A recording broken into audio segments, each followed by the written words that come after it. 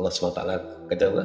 Tak akan berlaku apa-apa musibah pun di Bukit Cina ni ke, di Bukit Rambai ke, di Bumi Melaka ni ke, dekat KL ke, dekat Malaysia ke, dekat Amerika ke.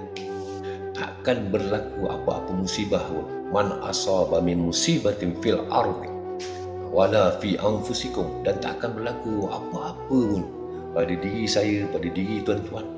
Takkan miskin, takkan kaya, takkan sihat, takkan sakit, takkan hina, takkan mulia, illa fi kitabim min qabli an nabra, kecuali apa sahaja yang Allah SWT telah tetapkan dalam kitabnya di Lauh Mahfuz sebelum Allah SWT cipta dunia ni lagi. Allahu Akbar. Jadi semuanya dalam pemeliharaan Allah SWT. Boleh insya-Allah apa sahaja yang Allah SWT kehendaki terjadi, pasti dan pasti akan terjadi, dan apa sahaja yang Allah SWT kehendaki tidak terjadi, pasti dan pasti tidak akan terjadi. Kalau Allah SWT nak bagi, tak ada siapa boleh tahan.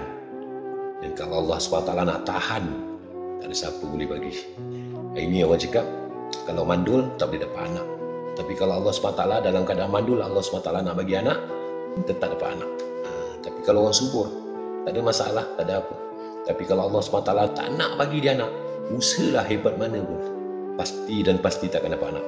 La mawjud illallah, la ilaha illallah Muhammad Rasulullah. Ini hebat Allah SWT. Boleh insya-Allah